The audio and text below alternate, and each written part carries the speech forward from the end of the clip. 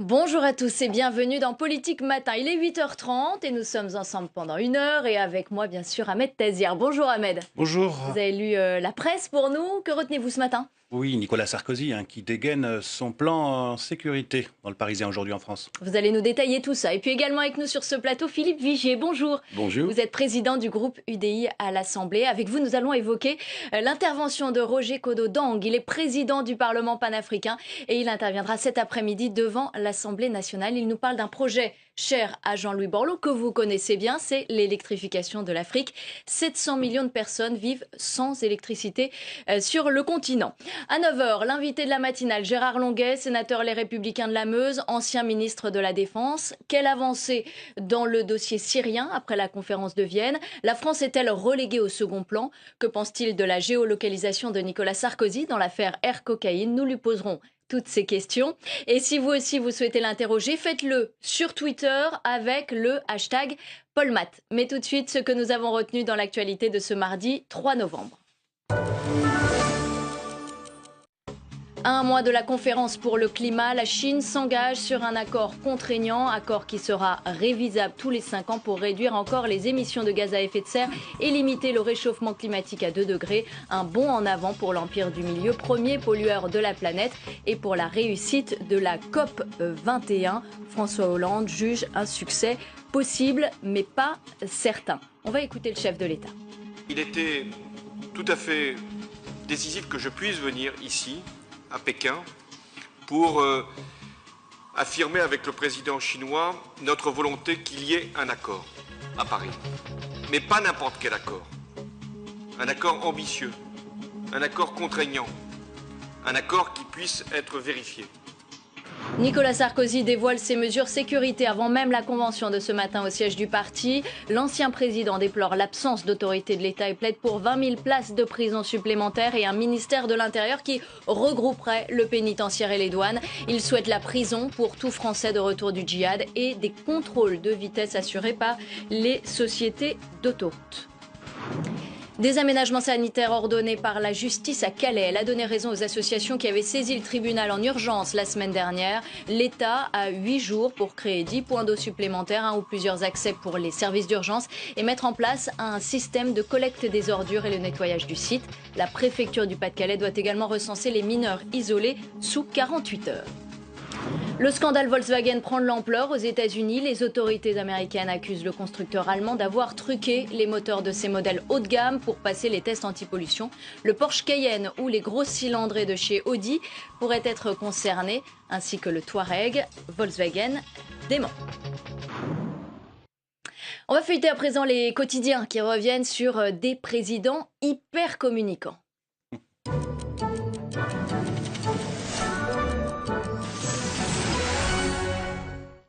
Alors Ahmed, on commence avec le Parisien et Nicolas Sarkozy qui dégaine son plan sécurité. L'ancien président veut concentrer les forces de l'ordre sur l'ordre public, le renseignement et l'investigation. Oui, Brigitte. Hier, on parlait du plan média de François Hollande avec cette visite faussement impromptue à Lucette, 69 ans, en Lorraine. Aujourd'hui, c'est au tour de Nicolas Sarkozy de dégainer son plan sécurité. Une interview exclusive aux Parisiens. Mais on trouve la même chose, grosso modo, dans le Figaro. C'est ce qui s'appelle un plan média. Nicolas Sarkozy, il n'y a plus d'autorité de l'État. Avant la réunion de son parti aujourd'hui, Nicolas Sarkozy aborde dans un entretien accordé aux Parisiens aujourd'hui en France la question sécuritaire en prônant un nouveau modèle redistribuant certaines tâches secondaires de la police et de la gendarmerie afin que celle-ci se concentre sur le maintien de l'ordre, l'enquête et le renseignement. Il faut concentrer le travail de la police et de la gendarmerie gendarmerie sur l'ordre public, le renseignement, l'investigation et la libérer de toutes les tâches secondaires ou périphériques, estime ainsi l'ancien chef de l'État. Sarkozy dégaine son plan sécurité. Par exemple, le chef du parti d'opposition propose de permettre aux employés d'autoroute de constater les infractions liées à la vitesse et de transmettre ces constats à l'autorité de police administrative ou pénale. Je ne vois pas pourquoi cela doit être exclusivement un motard de la gendarmerie ou de la police qui doit faire les contrôles de vitesse sur un axe d'autoroute concédé par l'État, se justifie-t-il. Désireux de renforcer certaines prérogatives des forces de l'ordre, Nicolas Sarkozy dénonce dans les colonnes du Parisien un affaiblissement de l'État et de son autorité, en prenant en exemple l'échec de l'intervention policière à Tarmac, en Corrèze, où vit Julien Coupa, un militant libertaire soupçonné de sabotage de lignes SNCF sur des caténaires en 2008. Une trentaine d'activistes ont empêché des fonctionnaires de police de perquisitionner, explique-t-il, avant de justifier les difficultés des policiers liées à un manque de soutien de leur autorité, dit Nicolas Sarkozy. La République doit cesser de reculer partout, dit l'ancien chef de l'État. L'ancien chef de l'État qui veut aussi des explications. Nicolas Sarkozy veut savoir au nom de quoi son téléphone a pu être géolocalisé par la justice en marge de l'affaire Air Cocaïne. Qu'imagine-t-on que j'étais à Punta Cana sur 700 kilos de cocaïne, demande Nicolas Sarkozy. Si la justice l'a fait, c'est que Christiane Taubira le savait, c'est qu'elle a dû aussi en parler à François Hollande, laisse entendre Nicolas Sarkozy. Brigitte. Vous êtes d'accord, Philippe Vigier, avec ce que prétend Nicolas Sarkozy, la garde des Sceaux, le chef de l'État ne pouvait pas ignorer? Écoutez, c'est les juges qui décident ou pas, justement, de mettre sur écoute, de récupérer ce qu'on appelle les FADEL, c'est-à-dire les enregistrements de conversation. Et on sait que ce sont des affaires sensibles. Les affaires sensibles, qu'est-ce qui se passe? Elles remontent à la direction de l'administration des grâces. Et à partir de là, la ministre est informée. Donc, j'imagine que Mme Taubira était informée de ces procédures. C'est quand même assez choquant. Et en plus, ça a duré une année. Donc, à un moment ou à un autre, elle en a probablement parlé au président de la République. Et je trouve que le raccourci, quand même, d'imaginer qu'avec Air Cocaïne, Nicolas Sarkozy ait pu être associé de près ou de loin avec des trafics de drogue, quand même, c'est un peu cocasse et un peu gros. Est-ce que vous trouvez que les juges s'intéressent un peu trop à Nicolas Sarkozy? Je trouve qu'il y a quand même beaucoup de juges qui passent du temps sur Nicolas Sarkozy avec, pour le moment, que des non-lieux. Donc on verra. Moi, je suis favorable à l'indépendance de la justice, mais quand même, ça commence à faire un peu beaucoup. Il y a pas mal de mesures détaillées dans la presse. Ahmed nous le disait ce matin sur la sécurité avant la convention des Républicains ce matin. Est-ce que vous êtes d'accord avec Nicolas Sarkozy quand il dit qu'il n'y a plus d'autorité de l'État aujourd'hui? C'est pas un peu exagéré? Il ne faut pas être excessif. Il y a encore l'autorité de l'État, mais pour autant, nos compatriotes, nos concitoyens, ils voient quoi? Ils voient que l'insécurité est partout, notamment ces quartiers dans lesquels, moi je suis très choqué lorsque des médecins, des infirmières, des pompiers ne peuvent plus rentrer dans certains quartiers pour ne serait-ce que apporter justement des soins à des personnes qui en ont besoin. Je suis choqué quand je vois qu'à Calais, il y a 6 000, 8 000 migrants dans une situation totalement inacceptable. Je suis choqué quand je vois des policiers déconcertés parce que des délinquants qui ont récidivé se retrouvent tout simplement dans la rue. Et enfin, le député que je suis va très régulièrement dans le centre de détention de Châteaudun. Et je vois qu'il y a beaucoup de tensions justement dans ces prisons. Je vois qu'il y a pour le personnel pénitentiaire beaucoup d'anxiété, beaucoup d'angoisse, beaucoup de violence aussi. Ça veut dire que quelque part, la République, elle est aussi fragilisée. Donc il faut apporter des réponses. Mais chacun sait qu'en matière de sécurité, c'est pas l'empilement des lois qui crée le résultat. Il faudrait peut-être que là aussi, on écarte certaines lois. Par exemple, une qui me choque. Et vous voyez, elle n'a pas été adoptée sous François Hollande, mais c'est Nicolas Sarkozy. Les détenus ne peuvent pas être fouillés lorsqu'ils rentrent dans ces centres de détention. Totalement invraisemblable. Et les systèmes, justement, pour détecter si oui ou non ils ont des métaux ou des choses qui sont sensibles, ne sont pas suffisamment performants. Et d'ailleurs, je n'arrête pas d'interroger la ministre. Et là-dessus, j'ai jamais de réponse. Est-ce que vous êtes d'accord avec cette proposition d'emprisonner les Français de retour du djihad automatiquement? Ah oui, là, je suis tout à fait d'accord. Écoutez, il y a des Français qui vont faire le djihad. Ils viennent ici pour faire une seule chose, fragiliser la République. Et vous avez pu observer que le groupe UDI, dès que la République est fragilisée, nous sommes toujours solidaires de l'ordre public, toujours solidaires du gouvernement. Donc j'estime que ces personnes-là, soit, s'ils sont français, on peut même proposer une déchéance de nationalité. Et en tout cas, je ne souhaite pas qu'ils soient en liberté. On sait que chaque fois qu'il y a eu des attentats, chaque fois qu'il y a eu, pendant de longs mois, des traques, on s'est aperçu qu'on avait les informations. Donc il faut qu'on se donne les moyens pour les intercepter. Ce sont quelques centaines d'individus. Ils ne peuvent pas mettre en péril la tranquillité et la paix de 65 millions de Français. On va poursuivre la revue de presse, Ahmed, avec dans le Figaro Christiane Taubira et sa politique pénale qui sont ciblées. Oui, Brigitte, c'est bizarre, ça devait être une interview exclusive aux Parisiens. Eh bien, la pensée, Nicolas Sarkozy a volé du Parisien vers le Figaro. Justice, la droite veut en finir avec les lois Taubira. L'ancien président est une nouvelle fois monté au créneau contre l'actuel garde des Sceaux.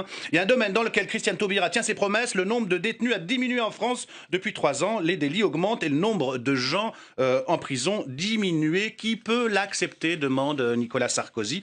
Nicolas Sarkozy repasse à l'offensive sur le terrain de la politique pénale. Vous en parliez, Brigitte, et votre invité. Parmi ces différentes propositions, Nicolas Sarkozy milite pour la mise en place de vigies de police dans les quartiers les plus difficiles, des quartiers où trafiquants de drogue qui ont réellement effectué leur peine de prison seraient interdits de séjour. Et puis la Chine et la France sont tombés d'accord pour parvenir à un accord contraignant, ambitieux à la COP 21, cette conférence sur le climat qui se tient fin décembre à Paris. Alors ces engagements feront l'objet d'un mécanisme de suivi. Oui, conférence climat, la Chine s'engage, dit en une Ouest France. L'objectif est de limiter la hausse de la température mondiale en dessous de 2 degrés Celsius. Un bémol, les engagements devront faire l'objet d'une revue complète tous les 5 ans. Pékin s'engage aux côtés de Paris, poursuit la montagne. Avec cette déclaration, nous avons posé les conditions qui nous permettent d'entrevoir un succès lors de la COP 21, dit le chef de l'État. François Hollande semble satisfait d'avoir trouvé un terrain d'entente avec son homologue chinois, Brigitte. Et ce matin sur Europe 1, François Hollande dit c'est un succès possible mais pas certain. Vous êtes confiant, Philippe Vigier ? Oh, je suis assez dubitatif. Je serais confiant si vraiment il y avait une seule condition qui pouvait être réunie, c'est que le plan énergie pour l'Afrique, électricité pour l'Afrique de Jean-Luc Borloo soit adopté pour la COP 21. Sinon, la COP 21, ça sera un flop. Ça sera uniquement des belles annonces. Voilà, on nous fait un théâtre, on nous met des marionnettes dessus, on nous dit tout va très bien et on n'aboutira à rien. Donc là, il y a un vrai plan. Et là, vous attendez une décision du chef de l'État ? Écoutez, on verra si le chef de l'État soutient, et si la France surtout soutient ce plan énergie pour l'Afrique qui est vital. Comprenez une chose, il y a 1,2 milliard d'Africains. Il y a 700 millions d'Africains qui n'ont pas d'électricité, qui n'ont pas de lumière, donc qui n'ont pas accès au développement, qui n'ont pas accès à l'eau, qui n'ont pas accès à l'éducation, qui n'ont pas accès au logement, bref, à la santé. Soit on est capable de porter un plan ambitieux, et à partir de là, on permettra à ce grand continent de se développer. Sinon, que se passera-t-il ? Ça sera des migrations massives, invasives, je dis le mot, de ces Africains qui partiront. Et donc, aujourd'hui, à l'Assemblée nationale, il y a un moment très fort. On le doit à Jean-Louis Borloo, qui a su, comme il sait magnifiquement bien le faire, réunir toutes les forces politiques. On va entendre Jean-Louis Borloo dans un instant. On finit à présent la revue de presse avec le projet de loi de finances qui prévoit de diminuer des aides pour les adultes en incapacité de travailler lorsqu'ils ont un livret A. Une pétition a déjà réuni 20 000 signatures. Oui, c'est à lire dans Libération, l'histoire de Thierry, 31 ans, paniqué, il a clôturé son livret A et transféré ses 13 500 € d'économie sur son compte courant. Cet argent, je l'ai mis de côté pour m'aider si ma maladie s'aggrave. Thierry vit avec une allocation aux adultes handicapés mensuelle de 800 € à laquelle s'ajoutent 180 € versés aux personnes comme lui en incapacité totale de travailler. Si maigres soient-elles, ces ressources vont être réduites. Lors de l'examen du projet de loi de finances 2016, les députés ont voté en première lecture une mesure décomptant de l'allocation adulte handicapé les intérêts perçus des comptes épargne, les intérêts perçus dans le livret A, plan d'épargne logement. En d'autres termes, le montant de l'allocation va baisser pour les personnes ayant un peu d'argent de côté. Alors, justification avancée par Bercy, les autres minima, RSA, minimum vieillesse, étant calculés ainsi, il n'y a pas de raison que l'allocation adulte handicapé, dont bénéficie 1 million de personnes pour un coût de 8,5 milliards d'euros, échappe à la règle. Et tant pis si l'on parle ici des adultes handicapés. L'association de paralysés de France a lancé une pétition qui a déjà recueilli plus de 20 000 signatures. Elle se défend. Cet argent n'est pas amassé sur le dos de l'État. Il est souvent placé par des parents très angoissés du jour où ils ne seront plus là. Philippe Vigier, cette décision qui est en train de prendre Bercy est indigne. Je dis bien indigne. Ces gens qui ont un handicap, on les aide et c'est l'expression de la solidarité. Et parce qu'ils vont avoir quelques 10 ou 15 € ou 30 € d'intérêt en plus, on va leur diminuer leur allocation. Je vous dis une chose qui va se produire. Ça va être comme pour les personnes âgées à qui on a fait sauter la demi-part. Et vous avez vu ce qui se passe pour les impôts locaux maintenant. On va devoir les rembourser. Il va y avoir un rétropédalage alors ? Je suis persuadé qu'il y aura du rétropédalage. En tout cas, à l'UDI, nous serons en première ligne pour les défendre, les handicapés. Et puis on termine avec les dessins, Ahmed. Oui, le dessin de Dominique Goubel dans la Charente libre. Expulsion, début de la trêve hivernale. Peinard, jusqu'en mars. Le coup d'œil de Man dans le Midi Libre sondage, les Français et le diesel. Quelle image avez-vous du diesel ? Réponse, un trou noir, tout pas beau, tout pollué. L'œil de Willem dans Libération, en visite dans le pays le plus pollué du monde, en Chine. François et Ségolène, le président chinois l'assure, maintenant on a le droit de faire 2 enfants. Pauvre gosse. Le regard de Chonu sur le climat aussi. Climat, Hollande obtient une promesse de Pékin. On est sur la bonne voie, dit François. Et Ségolène, complètement perdue dans le brouillard de pollution. C'est par où ? Ça vous inspire, monsieur le député ? Oh, ça m'inspire qu'avec ce magnifique dessin, on voit bien que la COP21, elle est plutôt ombragée pour le moment. Il y a quelques nuages qui se sont accumulés dessus. Et j'espère justement qu'une fois de plus, avec cette belle initiative Énergie pour l'Afrique, on va sauver la COP21. Il s'agit uniquement de cela. Et puis Mme Royal, je ne l'entends pas. Elle qui normalement était toujours en première ligne sur les grands sujets environnementaux, là. On entend le président de la République. Oui, c'est une voix qui porte. Quand elle a envie de se faire entendre, elle est toujours présente dans les médias. Mais alors que ça devrait la voix de François Hollande ne porte pas assez, vous voulez dire ? mais elle est ministre, le président de la République, qui porte beaucoup de sujets. Elle est ministre de l'Environnement, enfin, me semble-t-il.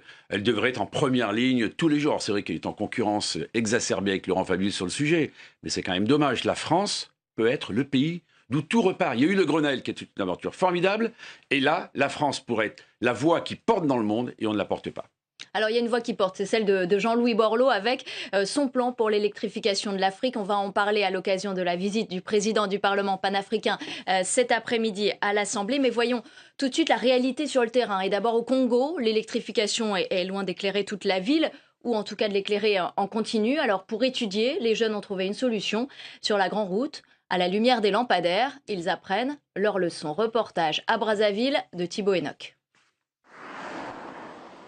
C'est une scène de la vie quotidienne au Congo. Des jeunes amassés le long de cette route menant à l'aéroport de Brazzaville. À la lueur des lampadaires, ils ne sont pas venus discuter, mais étudier. C'est pourquoi la vertu vaut mieux que le vice. Le courage est préférable à la lâcheté. Par centaines, ils viennent réviser leurs cours dans cette bibliothèque en plein air, bruyante, mais qui a le mérite d'être éclairée en permanence.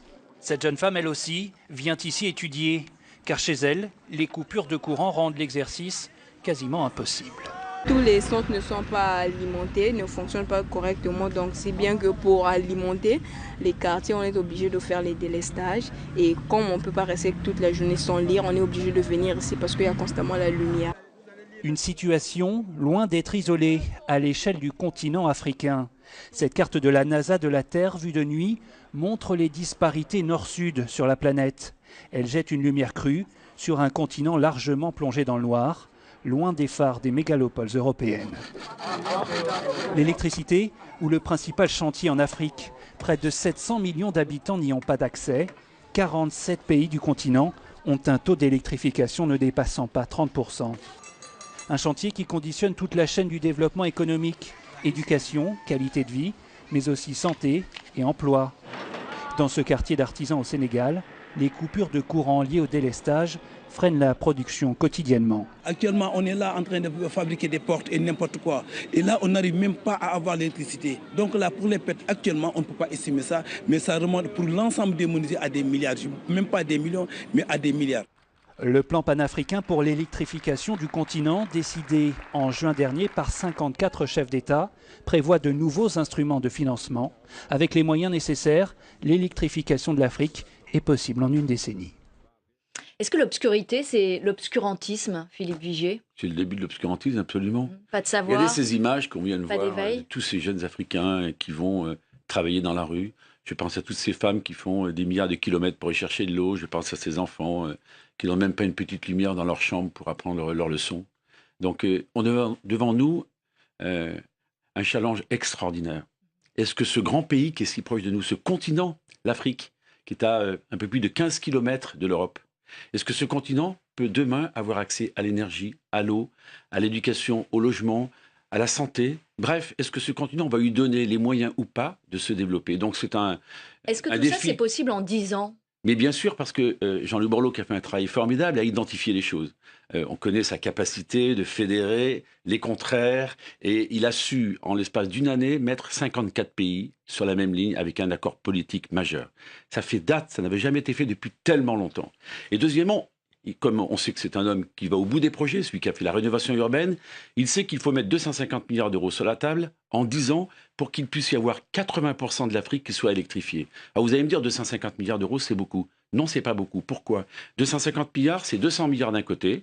Ce sont les pays africains qui apporteront l'argent, plus des grandes entreprises internationales qui viendront. Ça, c'est déjà financé ou Ça, pas c'est encore déjà financé. Mais simplement pour sécuriser ces 200 milliards d'euros, il en faut 50 autres. Et ces 50 autres, eh bien, ils doivent être fournis par Alors, les on les trouve où? ils doivent être fournis par les pays développés, dont la France, dont l'Europe, dont les pays d'Amérique, dont les pays du Moyen-Orient qui ont de l'argent. Donc, réfléchissons, en 10 ans, 50 milliards, ça fait 5 milliards d'euros par an. Est-ce que oui ou non, on est capable de trouver 5 milliards d'euros par an avec beaucoup de pays?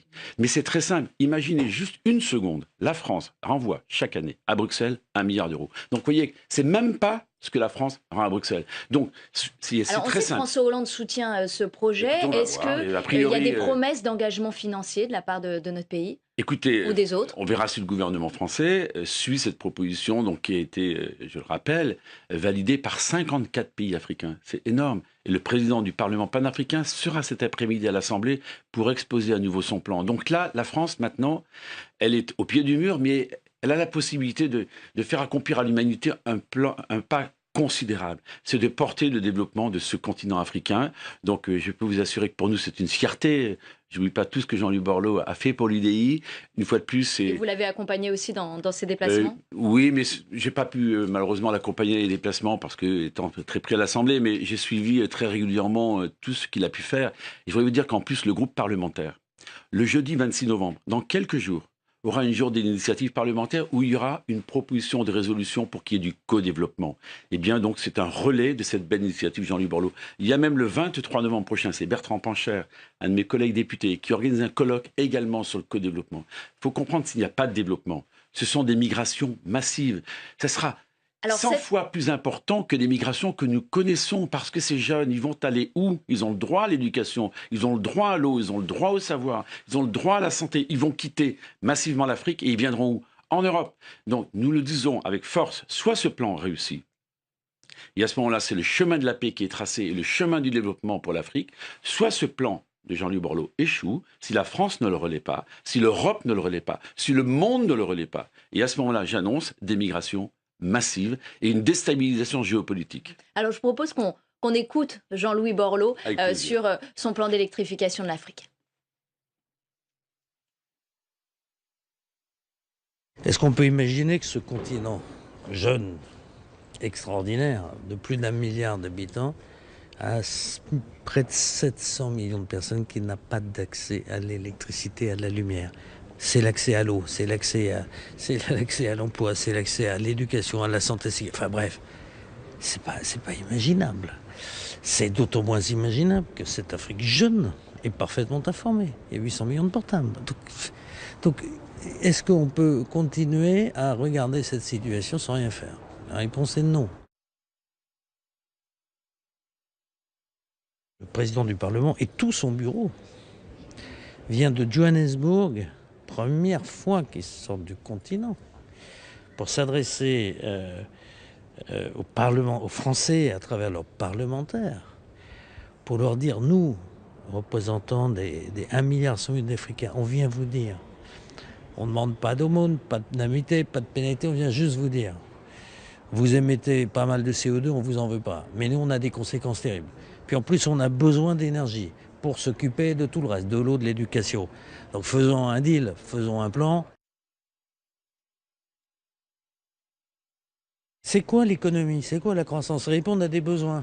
Bon, s'il y a un endroit où il y a des besoins, c'est l'Afrique. Bon, simplement, elle n'a pas le pouvoir d'achat pour le faire parce qu'il n'y a pas d'énergie. On a partir de l'énergie ou de la classe moyenne, pouvoir d'achat. Et en plus, c'est un continent qui passe de 1 à 2 milliards de personnes. C'est nos frères de culture, c'est nos frères tout court. On est à côté. Mais enfin, mes enfants. Évidemment qu'il faut le faire. Philippe Vigier, comment vous expliquez que 50 ans après la fin de la colonisation, il y ait toujours que 25% d'électrification en Afrique? J'explique qu'on n'a pas créé les conditions du développement là-bas et que depuis d'ailleurs que les grands pays sont partis, malheureusement, ce grand continent a été laissé à lui-même. Est-ce que c'est notre passé colonial aussi qui a fait qu'on n'a pas voulu aider davantage l'Afrique avant? Il y a eu probablement des raisons qui sont dues, c'est vrai, à la colonisation. Mais ce que je veux dire, c'est que depuis longtemps, on aurait dû bâtir un tel plan. Pourquoi tant attendre?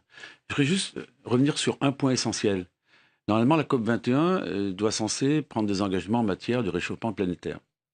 On sait que s'il y a plus de degrés d'augmentation de la température, il va y avoir ces migrations invasives. Donc là, maintenant, les émanations de gaz à effet de serre étaient beaucoup moins importantes. En 1960, la Chine, à l'époque, avait une activité économique très faible. Maintenant, à elle seule, la Chine, c'est 25% de l'émanation du gaz à effet de serre. Ça veut dire que l'exigence absolue, il n'y a plus à attendre, c'est de faire en sorte que l'on soit capable de diminuer d'un côté le réchauffement climatique et de l'autre côté de favoriser le co-développement de ces pays qui en ont tant besoin, parce que s'il n'y a pas de développement demain, c'est la place à toutes les insécurités. Avec des retombées économiques à l'appui? Avec des retombées économiques formidables. Je disais tout à l'heure, l'Afrique est à 15 km de l'Europe. Ça veut dire non seulement on apporterait la croissance et la dignité à ces territoires, et en plus, ça permettrait d'avoir de l'activité économique, donc des emplois pour les entreprises françaises, européennes et mondiales. Merci Philippe Vigier, président du groupe UDI à l'Assemblée, et le président du Parlement panafricain sera dans l'hémicycle. Vous y serez également à partir de 16h.